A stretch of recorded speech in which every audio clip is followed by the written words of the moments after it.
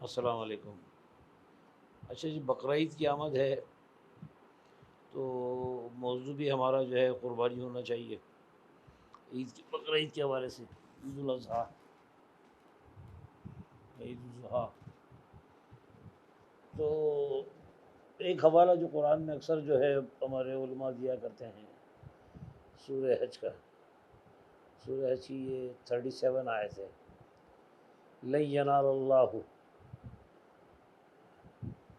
اللہ لحومها ولا دماؤها ولكن ینالہ التقوی منکم۔ اب کہا جا رہا ہے کہ لن ینال اللہ، نہیں پہنچتا اللہ کو، لحومها تمہارا گوشت، یہ لحم سے ہے لحومها، ولا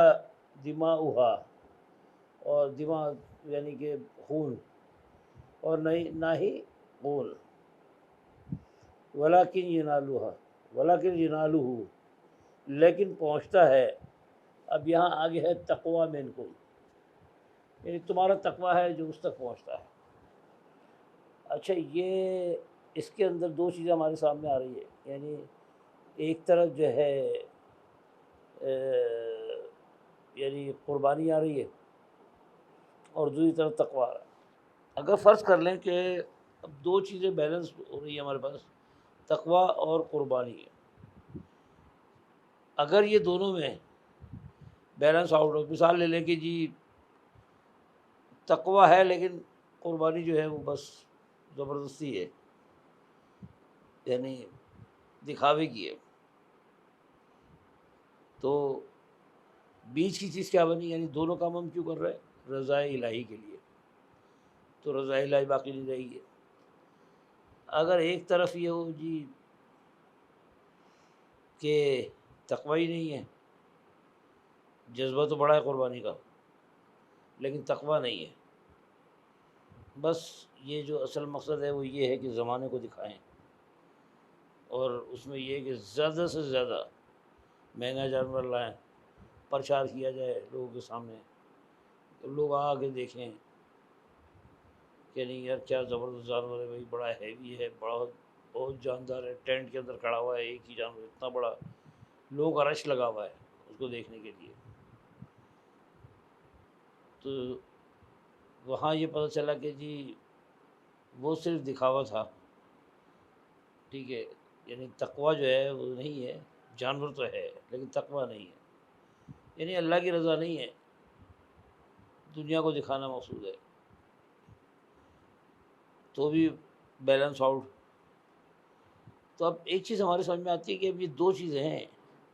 یعنی ایک ہے داخلی عمل تقوی، اور ایک ہے خارجی عمل ہمارا، خارجی عمل جو ہم قربانی کر رہے ہیں۔ تو یہ سمجھ لیں کہ جو ہم قربانی کر رہے ہیں اصل میں ہم اکرام کرنا چاہتے ہیں، لوگوں کا اکرام کرنا چاہتے ہیں، ظاہر ہے گوشت بانٹیں گے لوگوں کو، ٹھیک ہے، اور یعنی اکرام جو ہے وہ تو ہے لیکن تقوی نہیں ہے۔ تو بہرحال یہی باتیں ہیں کہ جو جس کی وجہ سے جو ہے عموماً یہ میں کیا سارے بیان کرتے ہیں یہ باتیں۔ جو یہ میں نے سورہ حج کی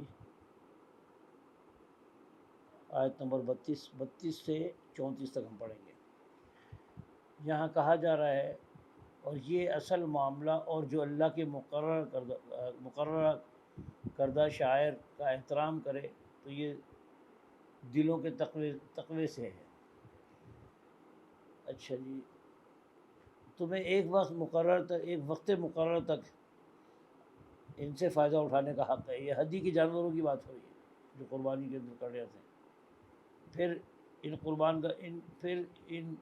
کے قربان گاہ کی جگہ اس قدیم گھر کے پاس ہے۔ ہر امت کے لیے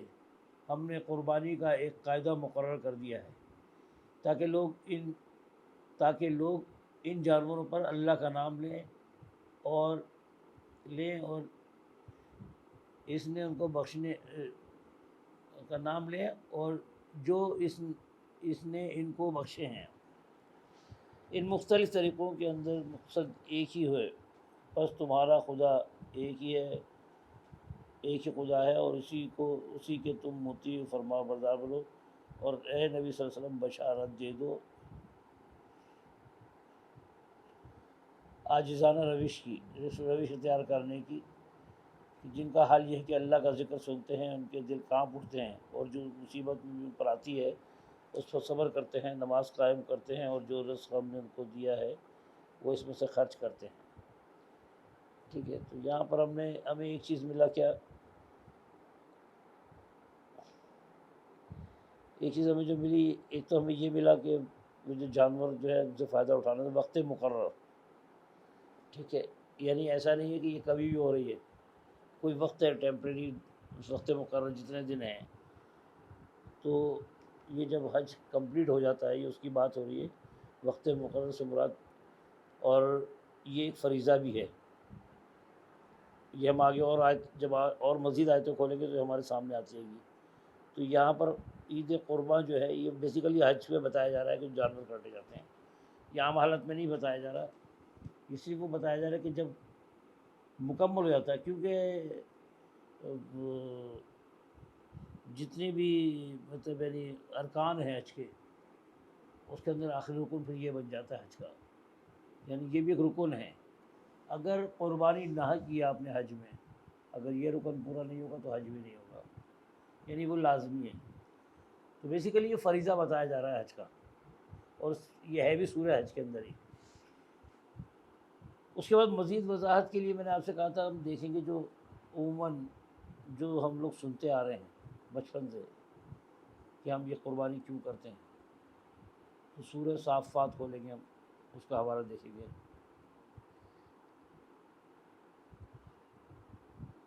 سورہ صافات، یہ میں نے سورہ صافات کھولی ہے،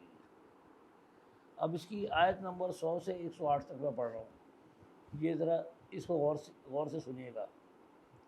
بسم اللہ الرحمن الرحیم۔ اے پروردگار مجھے ایک بیٹا عطا کر جو صالحوں میں ہو، یہ ابراہیم علیہ السلام دعا کر رہے ہیں، ٹھیک ہے۔ پھر اگلی آیت آ رہی ہے، اس کے اندر ہمیں پتہ چل رہا ہے ہم نے اس کو ایک حلیم لڑکی کی بشارت دی۔ اس سے اگلی آیت، وہ لڑکا جب اس کے ساتھ دوڑ دھوپ کرنے کی عمر کو پہنچ گیا، یعنی کہ اسماعیل علیہ السلام کی بات ہو رہی ہے، اور جب وہ بالغ ہو گئے، میچور ہو گئے،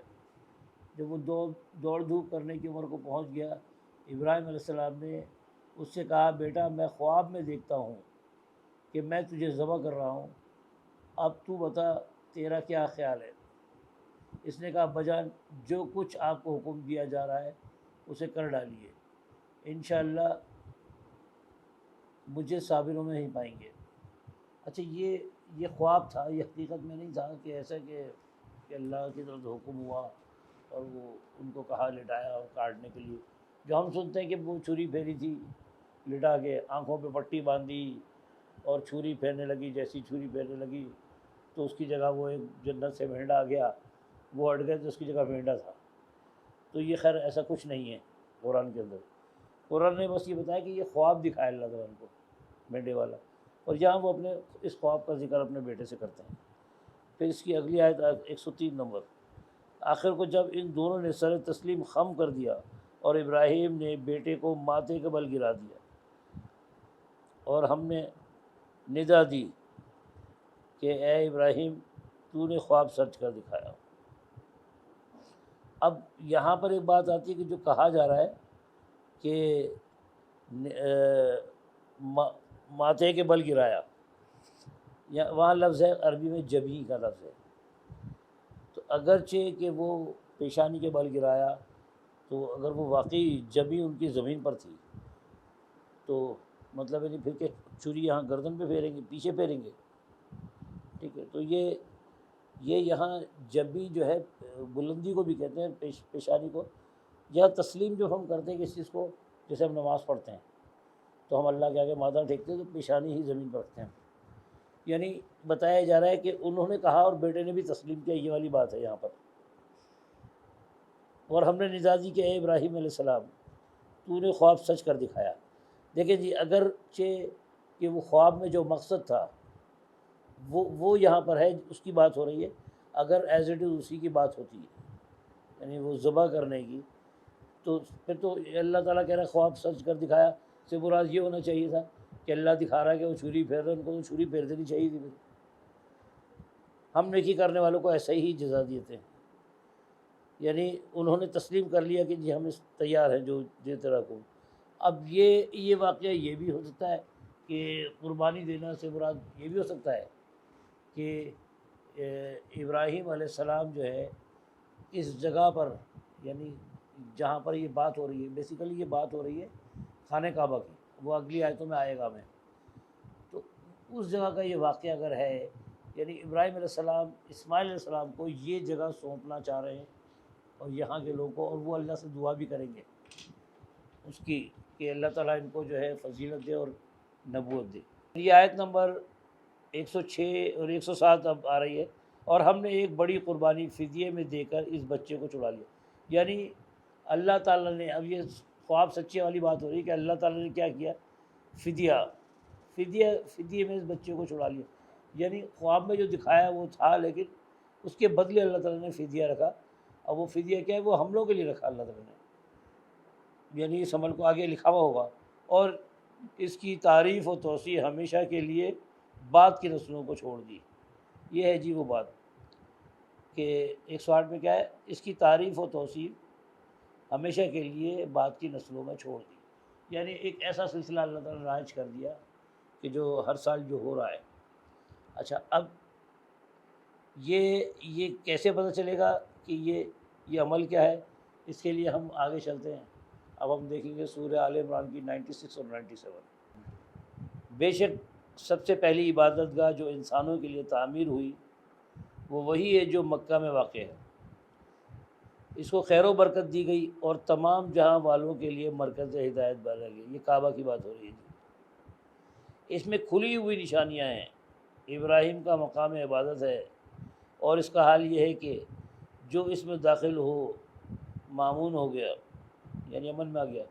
لوگوں پر اللہ کا یہ حق ہے کہ جو اس گھر تک پہنچنے کی استطاعت رکھتا ہو وہ اس کا حج کرے، تو اسے معلوم ہو جانا چاہیے کہ اللہ تمام دنیا والوں سے بے نیاز ہے۔ اب یہ ہے جی وہ جو لوگوں کے لیے اللہ تعالیٰ رائج کیا، اور وہاں پر نماز بھی ہوتی ہے۔ اب یہ حج کا حکم دیا جا رہا ہے کہ اس کا حج کرے، اور اس حج کے اندر ہی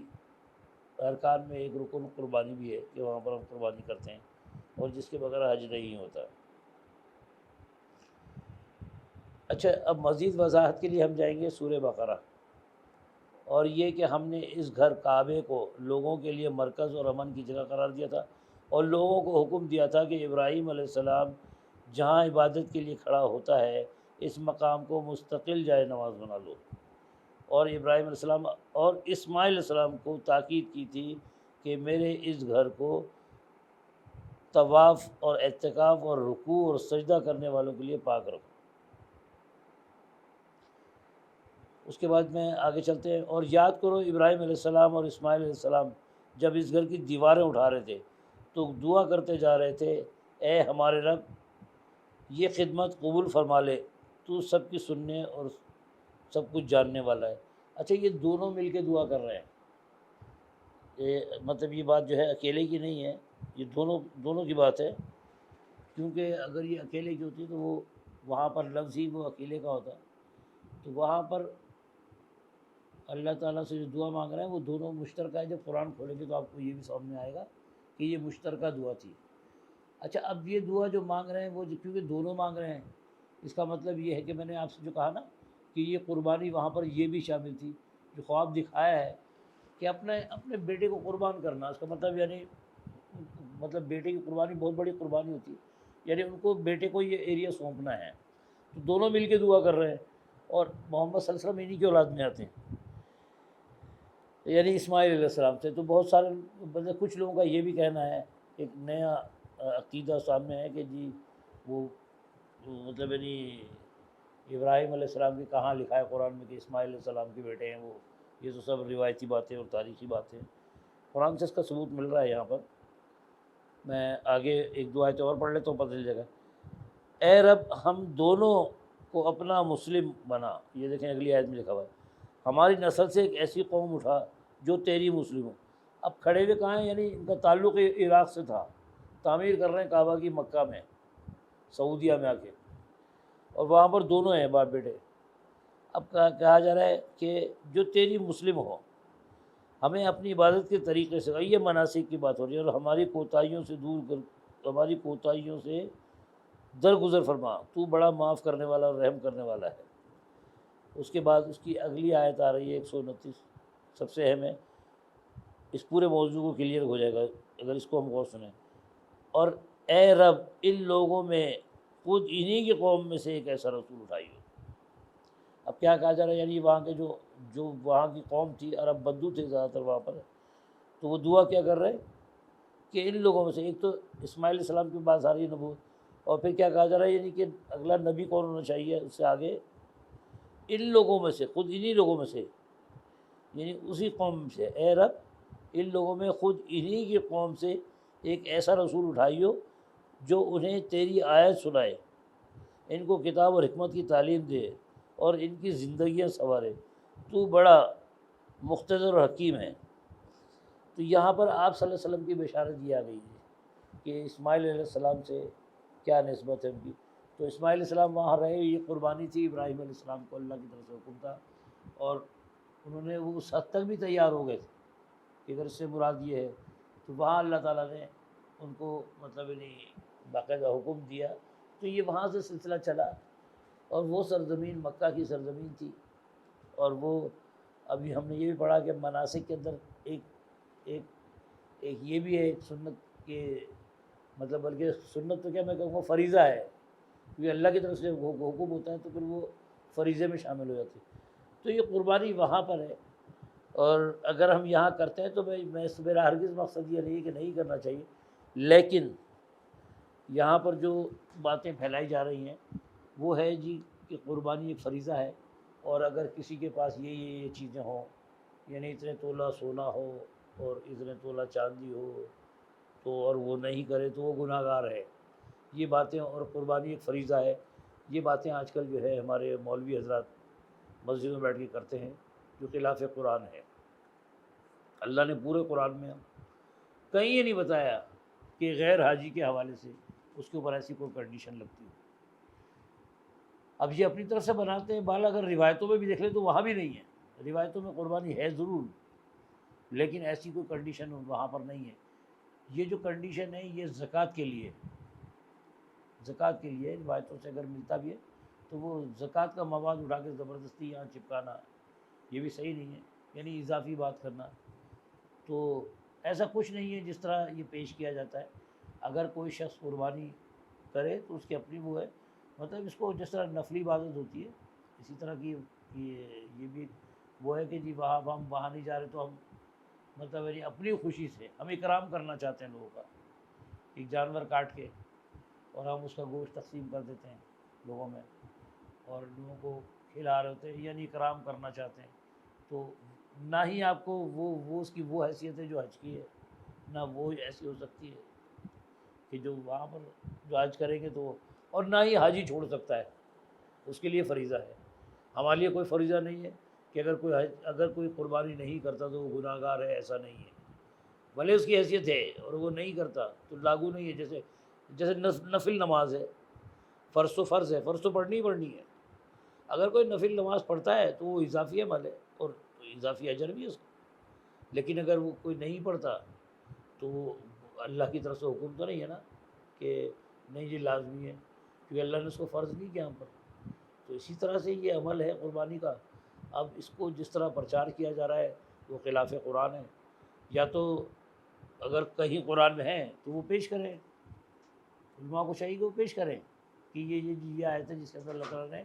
کہا ہے کہ حج کے علاوہ بھی قربانی کی جائے، تو ایسی کوئی صورت نہیں ملتی۔ میں کہتا ہوں کہ وہ عالم حضرات جو اگر میری آواز سن رہے ہیں اور جو اس طرح کی آواز اٹھاتے ہیں، ان کو چاہیے کہ پھر میری تردید کریں اور ایسی آیتیں بھیجیں، بتائیں ایسی آیتیں کہ یہ لکھا ہوا ہے قرآن میں، تو قرآن میں تو کہیں لکھا ہوا نہیں ہے، لیکن یہ اپنی طرف سے بیان کرتے ہیں، فریضہ بھی بنا لیتے ہیں، اور اس کو اتنا سونا اتنا چاندی یہ سب چیزیں بیچ کر کے اور ممبر پہ بیٹھ کے یہ باتیں بتا رہے ہوتے ہیں۔ تو یہ میں نے خود مسجدوں میں ہی بیٹھ کے سنی ہے یہ باتیں، خطبوں کے اندر، بیان کے اندر جمعے کے، یعنی عید جب قریب آتی ہے تو اب اس طرح کے بیان شروع ہو جائیں گے تو وہ آپ سنیے گا، ٹھیک ہے؟ اور اگر کوئی بات ایسی لگے کہ میں غلط کہہ رہا ہوں تو آپ میری اصلاح کریں اپنے کمنٹس کے ذریعے۔ چلیں، بہرحال جو آپ لوگوں کا نظریہ ہے وہ آپ لوگ خود دیکھیں اور اپنا خیال رکھیں۔ السلام علیکم ورحمۃ اللہ وبرکاتہ۔